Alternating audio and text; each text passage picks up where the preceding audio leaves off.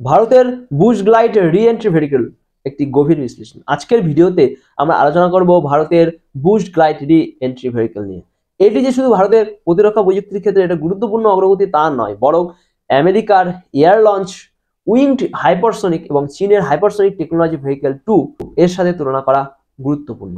ভিডিওর শুরুতে একটা গুরুত্বপূর্ণ দিক বলি। ভারতের আরভি এবং এর সাদা নোজ কর্ন বা শেল যা মিসাইলের মূল অংশকে রক্ষা করে, কেন এটি ডিজাইনে সংযুক্ত এটা বোঝা গুরুত্বপূর্ণ।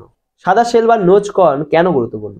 এক, রি-এন্ট্রি প্রস্তুতির সময় যখন মিসাইল বায়ুমণ্ডলের ঘনস্তর পেরিয়ে প্রবেশ করে তখন প্রচন্ড তাপ ও চাপ সৃষ্টি হয়। সাদা শেল মিসাইলের গ্লাইডিং অংশকে সুরক্ষা দেয়, যা মিশনের নির্ভুলতা নিশ্চিত করতে সাহায্য করে। শেলটি একটি তির্যক পথ নিশ্চিত করে যাতে মিসাইলের গ্লাইডিং দূরত্ব এবং স্থায়িত্ব বৃদ্ধি পায়। গতি ও নির্ভুলতা বাড়ানো। চীনের গ্লাইডারগুলো দ্রুত এবং নিঃশব্দে আঘাত করার জন্য তৈরি, কিন্তু ভারতে আরবি সম্ভবত আমেরিকার AWH এর মতো দীর্ঘ গ্লাইডিং রেঞ্জের দিকে মনোযোগ দিচ্ছে। শেলটি বায়ু প্রতিরোধ কমিয়ে মিসাইলের উচ্চগতি এবং নির্ভুলতা বজায় রাখে। 3 নম্বর, টেকনিক্যাল সুরক্ষা ও স্থায়িত্ব। মিসাইলের গ্লাইডার অংশটি খুব সেন্সিটিভ। রি-এন্ট্রি করার সময় এটি ক্ষতিগ্রস্ত হতে পারে। শেলটি গ্লাইডারটিকে রক্ষা করে যতক্ষণ না এটি তার মিশনের জন্য প্রস্তুত হয়।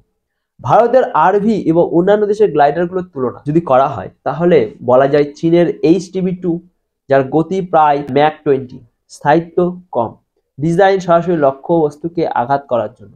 আমেরিকান AWH ম্যাক 10 থেকে 12, স্থায়িত্ব বেশি, ডিজাইন দীর্ঘ গ্লাইডিং দূরত্বের জন্য। আর ভারতের আরভি, ভারত এই দুই মডেলের মধ্যে একটি ভারসাম্য রক্ষা করতে চায়। এর লক্ষ্য হলো উচ্চ নির্ভুলতা, দীর্ঘ সময় ধরে গ্লাইডিং, প্রতিরক্ষা ব্যবস্থাগুলো ফাঁকি দেওয়ার ক্ষমতা। ভারতের হাইপারসনিক প্রোগ্রামের ভূমিকা। ভারতের গোপনীয় প্রকল্প এবং HSTDV প্রোগ্রাম এই নকশার উপর ভিত্তি করে তৈরি। সাদা শেলের উপস্থিতি ইঙ্গিত দেয় যে ভারতের লক্ষ্য একটি টেকসই এবং নির্ভুল সিস্টেম তৈরি করা। এটি বিশেষ করে কৌশলগত প্রতিরক্ষা ব্যবস্থাগুলো যেমন আমেরিকান থার্ড বা চীনের HQ-19 ফাঁকি দিতে সক্ষম। এটি কেন গুরুত্বপূর্ণ? ভারতের এই হাইপারসনিক রি-এন্ট্রি ভেহিকল দেশের সামরিক শক্তি বাড়াতে এবং স্ট্র্যাটেজিক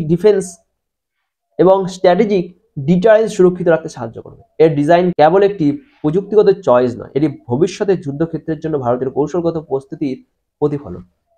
ভারতের এই প্রযুক্তি কি প্রতিরক্ষার ক্ষেত্রে নতুন যুগের সূচনা করতে পারে? আপনার মতামত জানাতে কমেন্ট করুন। ভিডিওটি যদি ভালো লাগে লাইক এবং শেয়ার অবশ্যই করবেন, আর ভিডিওর জন্য আমাদের চ্যানেলটি সাবস্ক্রাইব